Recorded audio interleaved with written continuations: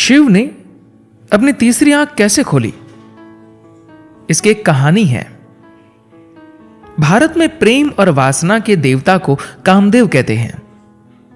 काम का अर्थ है जबरदस्त इच्छा और वासना। वासना एक ऐसी चीज है जिसके बारे में लोग सीधे सीधे बात करना नहीं चाहते। वे इसे किसी और सुंदर रूप में बताना चाहते हैं, तो प्रेम का नाम दे देते हैं। कहानी कहती है कि कामदेव ने एक पेड़ के पीछे छुपकर शिव के हृदय पर बाण छोड़ा। शिव थोड़ा अशांत हो गए। उन्होंने अपनी तीसरी आंख खोली जो थोड़ी तेज है, गुस्से वाली है। इससे उन्होंने काम को जलाकर राख डाला। आमतौर पर यही कहानी हर किसी को सुनाई जाती है, पर जरा आप अपने आप से पूछिए, आपकी वासना आपके अंदर जगती है या किसी पेड़ के पीछे? सही तो यही है कि यह आपके अंदर ही जगती है। वासना सिर्फ वह नहीं है जो स्त्री और पुरुष के लिए हो। हर इच्छा वासना ही है, चाहे वो शारीरिक संबंध की हो या सत्ता की या फिर पद हैसियत की या कोई और। मूल रूप से वासना का मतलब यही है कि आपके अंदर अधूरेपन का एक एहसास है। किसी चीज के लिए जबरदस्त इच्छा है जिसके कारण आपको लगता है अगर मेरे पास वो नहीं है तो मैं अधूरा हूं, मुझे वो किसी भी तरह से चाहिए ही है। इस आधार पर शिव और काम की कहानी का एक योगिक पहलू भी है। शिव योग के लिए प्रयास कर रहे थे, जिसका मतलब यह है कि वे सिर्फ पूरा होने का ही नहीं बल्कि असीमित होने का भी प्रयास कर रहे थे। जब उन्होंने अपनी तीसरी आंख खोली तो काम के रूप में अपनी खुद की वासना को देखा और उसे जला डाला। इसके कारण उनके शरीर में से धीरे धीरे राख बाहर निकली। इससे यह पता चलता है कि उन्होंने अपने अंदर उस पहलू का अनुभव किया जो भौतिकता से परे है। इससे उनकी शारीरिक मजबूरियां बाकी न रही।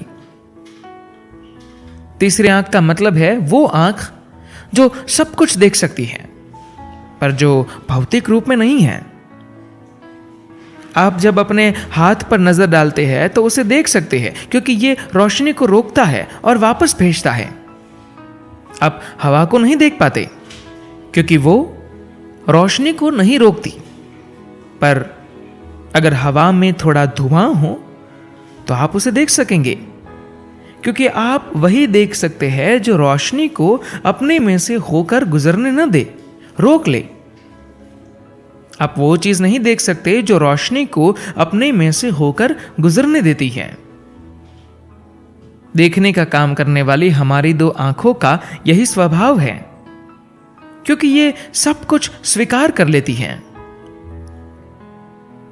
हमारी ये ग्रहणशील आंखें बाहर की ओर ही देखती रहती हैं। तीसरी आंख आपका और आपके अस्तित्व का स्वभाव जानने के लिए, आपके अंदर देखने के लिए है। ये कोई माथे पर लगा हुआ एक और अंग नहीं है, नहीं माथे पर पड़ी हुई कोई दरार है। अनुभव करने का वो आयाम जिससे आप भौतिकता से परे की चीजों का अनुभव कर सके, उसी को हम तीसरी आंख कहते हैं। एक और पहलू यह है कि हमारी ग्रहणशील भौतिक आंखों पर कर्म का असर होता है। कर्म का अर्थ है हमारे पिछले कामों की बची हुई यादें। हर वो चीज जो आप इन आंखों से देखते हैं उस पर कर्म का असर होता है। आप इसके बारे में कुछ नहीं कर सकते। किसी को देखने पर आप सोचेंगे वो बढ़िया है, वो बढ़िया नहीं है, वो अच्छा है, वो खराब है। आप किसी चीज को उस तरह नहीं देख पाएंगे जैसी वह है, क्योंकि कर्मों की यादें आपकी नजर पर और आपकी देखने की योग्यता पर असर डालती हैं। यह आपको सिर्फ उसी तरह सब कुछ दिखाएंगी जैसे आपके कर्म है, जैसी आपकी पिछली यादें हैं। जो जैसा है उसे अगर वैसा ही देखना है तो एक ज्यादा गहरी समझ, ज्यादा गहरी पहुंच वाली आंख को खोलना पड़ेगा, जिस पर यादों की धूल न छाई हुई हो। हमारी परंपराओं में, भारत में जानने का अर्थ किताबें पढ़ना, किसी से ज्ञान की बातें सुनना या बस जानकारी इकट्ठा करना नहीं है। जानने का मतलब है कि अपने जीवन में एक नई अंदर की नजर को खोलना। अब चाहे कितना भी सोचे, कितना भी तर्क का सहारा ले, वो आपके मन को सब कुछ साफ करके नहीं समझा सकता। आप जिस तर्क आधारित समझ को तैयार करते हैं उसे आसानी से गलत रूप दिया जा सकता है। कठिन परिस्थितियां इसे पूरी तरह से गड़बड़ कर सकती हैं। सिर्फ जब आपके अंदर की दृष्टि खुल जाती है तभी एकदम सही समझ आती है। इस दुनिया में कोई भी आदमी, कोई भी परिस्थिति इस समझ को गलत रूप नहीं दे सकेंगे। सच्ची तरह से जानना तभी होगा जब आपकी तीसरी आंख खुलेंगी। धन्यवाद।